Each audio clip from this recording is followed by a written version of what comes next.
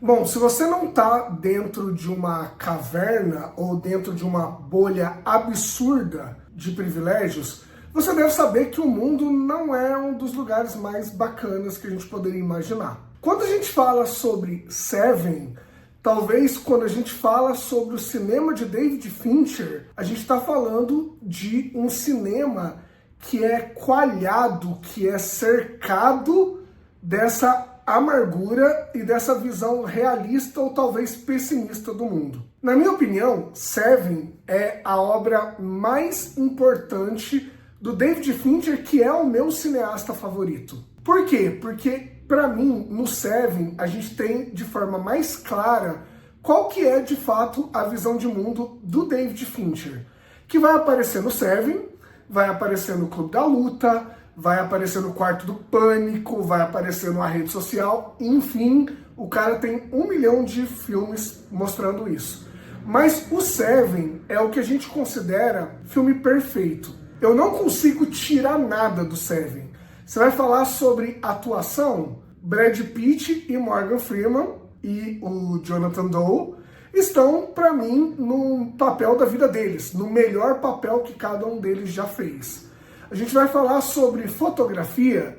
Quando a gente vê Seven, a gente vê uma Chicago, uma Gotham, uma cidade onde a esperança não existe mais. Manja aquela coisa, abandone a esperança a todos que entram aqui, que era um lema grego? Pois é, quando a gente fala da cidade de Seven, que não tem nome, em nenhum momento eles falam o nome da cidade, eu acho que na entrada, naquele arco que tem nas entradas da cidade, sabe? Na entrada dessa cidade está escrito isso. Abandona a esperança porque aqui o bagulho é doido. E como eu falei, para mim, o tema, a atmosfera do filme é a amargura e é a relação entre seres humanos e um mundo e uma sociedade que, velho, não tem solução. Quando você assiste Seven, você não sai do filme animado, otimista, esperançoso. Muito pelo contrário. E todos os personagens do filme, eles se relacionam com essa amargura de viver num mundo bosta. Então, vou deixar claro aqui pra vocês que esse vídeo aqui vai ter spoilers, tá? Spoilers do filme que tem um dos melhores finais, se não for o melhor final de filme da história. O filme conta com basicamente 4 personagens, que é o Kevin Spacey fazendo Jonathan Demme, que, para guardar a surpresa, acho que vocês já sabem, não está nos créditos iniciais, pelo menos o nome dele não tá, né? Os créditos iniciais acontecem com ele fazendo coisas, né? Mas ele não tá acreditado, que era justamente para ter uma surpresa. A gente tem o Jonathan Demme, que é o Kevin Spacey, a gente tem o Brad Pitt, que faz o detetive David Mills, a gente tem o Morgan Freeman, que é o detetive também, né, quase aposentado, William Somerset, e a gente tem a personagem da Gwyneth Paltrow, que é a esposa do Brad Pitt, que eu esqueci o nome porque ela participa pouco do filme, apesar de ser muito importante. Esses 4 personagens, eles se relacionam cada um de uma forma com essa amargura do mundo sem esperança e sem solução. Quando a gente pensa, por exemplo, no Somerset, no personagem do Morgan Freeman, a gente está pensando em um detetive que está há anos, décadas vivendo naquela cidade e que justamente por conta disso não acredita em nenhum tipo de redenção. Quando ele começa o filme, a ideia de aposentadoria, a ideia de escapismo, a ideia de sair o mais longe possível daquele lugar, ela já está dada. Ele não aguenta mais. Ele não aguenta mais ter que lidar com toda aquela podridão da cidade que, por ele ser detetive, policial, tá ali junto com a polícia, ele tem que encarar sempre. Tem uma cena que até o chefe de polícia vai falar com ele, falando lá, meu, você não vai conseguir se aposentar, você vive isso daqui e tal. E aí ele conta de uma pessoa que foi assassinada naquela madrugada. Então, assim, isso serve para mostrar que o Somerset não aguenta mais aquilo. Então a gente tem uma pessoa que, pelo menos no começo do filme, face a podridão e a amargura, resolve se retirar. Que dentro da filosofia a gente tem esse caminho, né? Vários filósofos, eles propuseram como solução para a podridão da sociedade você se retirar dela. Então o Somerset, ele começa o filme de uma forma até meio nihilista. O que é o nihilismo, né? Nihil significa nada. Então é a corrente filosófica do nadismo, né? Nada faz sentido, nada importa, para eu sofrer menos eu vou me retirar da sociedade. Que é uma ideia até meio schopenhaueriana, né? O Schopenhauer, ele tinha essa relação muito conturbada com a sociedade. E a gente pode falar de outros filósofos também. Então, o Somerset é o cara que, frente à podridão, se retira. A gente tem o David Mills, que é o personagem do Brad Pitt, que tem uma outra relação com essa podridão. Ele, por ser mais novo, por estar chegando agora na cidade, ele ainda não foi contaminado por esse niilismo. Então, na verdade, ele é aquele funcionário novo da empresa que quer mostrar serviço, que está empolgado, que está com energia. Ele chega na cidade, ele trabalhava com homicídios numa outra cidade, e em nenhum momento é dito, tá? A gente não tem essas informações do passado, mas fica muito claro que ele estava saindo de um lugar menor para a cidade do filme, que é uma metrópole, ou pelo menos é uma cidade grande. Tanto é que o Morgan Freeman fala para ele, velho, você trabalhou no homicídios, mas você não trabalhou nos homicídios dessa cidade. Então, o David Mills, ele vem como um cara que é ingênuo, é quase inocente, tá? Então, por que a dinâmica dos dois funciona muito bem? Porque os dois são contrastantes. O David Mills ainda tem uma esperança no começo do filme e o Somerset já abandonou a esperança, porque ele está ali há muito tempo. Depois eu vou contar como que os dois se modificam. Aliás, o desenvolvimento dos personagens desse filme é incrível. Mas vamos para os outros dois personagens. A gente tem o Jonathan Doe. Por que Jonathan Doe? John Doe, gente, é um nome usado nos Estados Unidos quando você não sabe o nome da pessoa. É tipo um Zé Ninguém. É um fulano, é um Jurandir, que nem a galera tá falando hoje em dia. É o John Doe. O Kevin Spacey é o John Doe, que é o serial killer que começa a matar as pessoas seguindo os 7 pecados capitais. Como que o John Doe se relaciona com isso que eu tô falando de podridão e amargura? O John Doe, ele é um cara que, face a podridão, face o julgamento de que a sociedade não tem salvação, ele resolve pregar, no sentido de doutrinar, de levar uma ideia religiosa como uma lição. Então, para ele, a humanidade ela não é passível de ser salva através do diálogo, por exemplo. A humanidade ela vai ser salva, se é que isso é possível, através de uma lição, pesadíssima, inclusive. Então, o que ele faz? Ele pega os pecados e vira contra os pecadores, de acordo com o próprio diálogo que ele tem com o Somerset, com o Mills dentro da viatura, dentro do carro que eles estão, né? Então, o Kevin Spacey, ele é um cara que tenta pregar, tenta provar um ponto, tenta, de uma certa forma, se é que isso é possível, ensinar através do choque, ensinar através do medo. Então ele se coloca como uma ferramenta divina para ensinar a humanidade um Deus ali do Velho Testamento, né, que é um Deus muito mais punitivo, mas, inclusive, né, os 7 pecados capitais são do Antigo Testamento também, mas um Deus que pune para ensinar. Então, já que a humanidade é podre, a gente vai ensinar através do medo. Por fim, a gente tem a personagem da Gwyneth Paltrow, que se relaciona com o David Mills, ela é casada com ele, mas que tem muito mais cenas, né, de diálogo com o Somerset, com o Morgan Freeman. E por que isso, gente? Porque nesse momento ela não pode conversar com o Mills porque eles estão saindo do mesmo lugar. Ela tem que conversar com o Somerset para ter um contraponto. E ela vai contar para o Somerset o quê? Que ela está grávida. E por que isso é importante, gente? Porque quando a gente fala sobre a gravidez é vista socialmente como um símbolo de esperança. Por quê? Porque o bebê ele ainda não foi contaminado pela podridão da sociedade.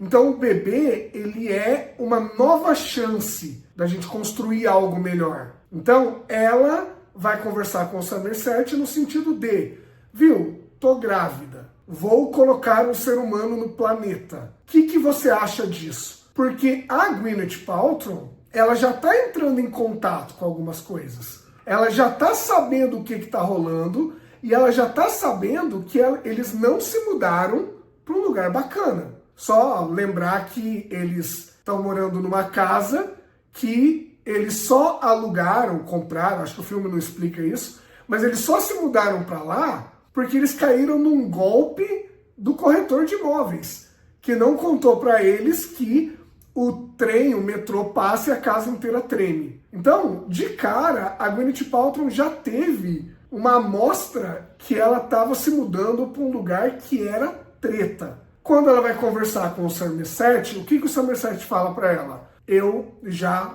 quase fui pai e eu abortei a criança. O que é muito coerente com a visão de mundo do Somerset, que é um cara que enxerga a podridão. Então ele não vai colocar um bebê nessa sociedade. Colocar um bebê naquele lugar é colocar uma vítima, basicamente. Então, a Gwyneth Paltrow, ela está entrando em contato com a podridão e ela está buscando no Somerset uma visão do que fazer perante a gravidez dela.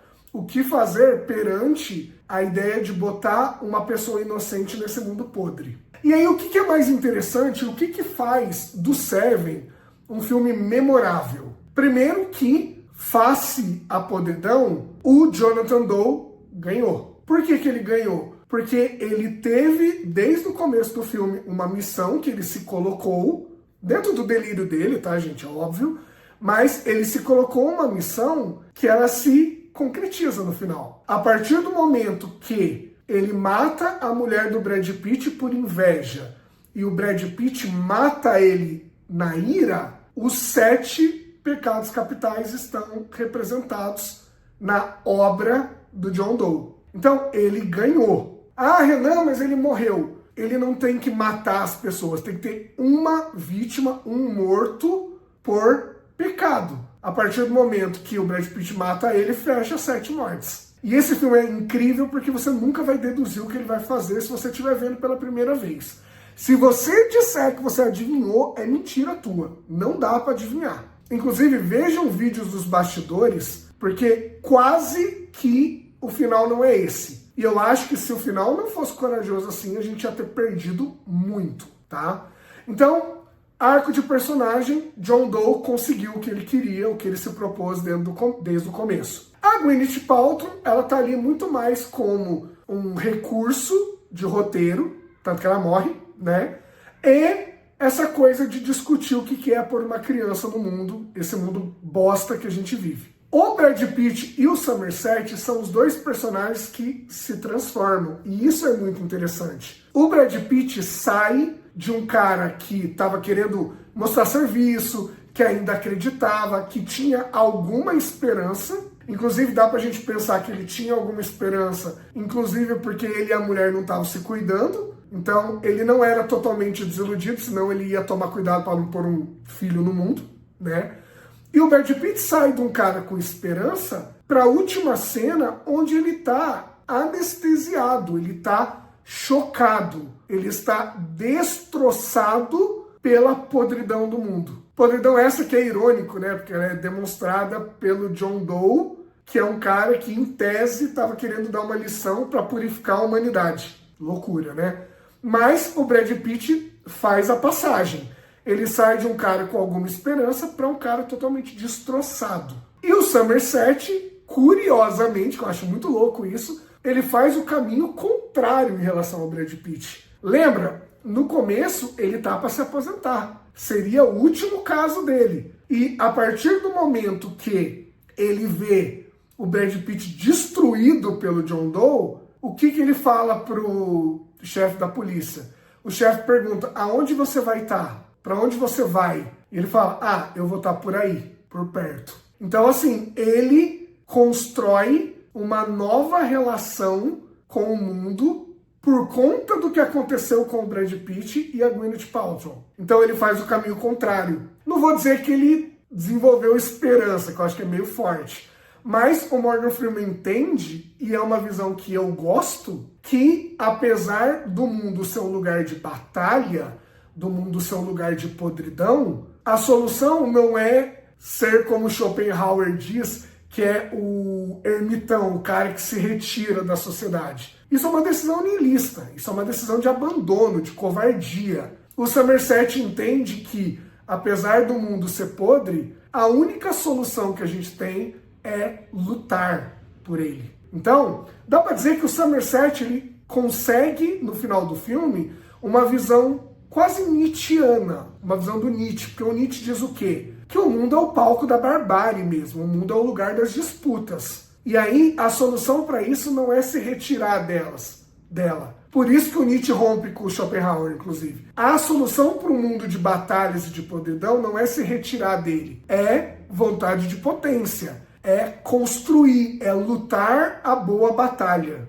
entendeu? Então o Nietzsche, ele fala que essa sociedade, ela existe para que seres humanos fortes, o Ubermensch nietzschiano, se sobressaia. O Somerset, ele vai pegar um caminho nesse sentido. A partir do momento que ele vê o extremo da podridão, ele resolve que ele não vai abandonar a batalha. Gente, eu tô aqui editando o vídeo agora e eu acabei de lembrar de mais uma coisa relacionado à mudança que o Morgan Freeman tem no filme. Se vocês repararem no começo, ele tem um trequinho, que eu não sei o nome daquilo, que fica fazendo assim, que marca o tempo. No começo, como o Morgan Freeman quer sair, quer aposentar, ele coloca aquele bagulhinho. Por quê? Porque aquilo mostra que o tempo está passando. E naquele momento, para ele, o tempo passar é uma boa, de fato. O tempo passar é uma boa. Agora, quando ele engaja no caso que eles estão investigando, e quando ele começa a ficar mais próximo do Brad Pitt e da Gwyneth Paltrow, é como se ele tivesse um motivo para continuar lutando. Então, tem uma cena do filme que esse trequinho tá batendo e ele pega e joga longe. Por quê? Porque naquele momento do filme, esse trequinho mostrar que o tempo tá passando deixou de ser uma coisa bacana.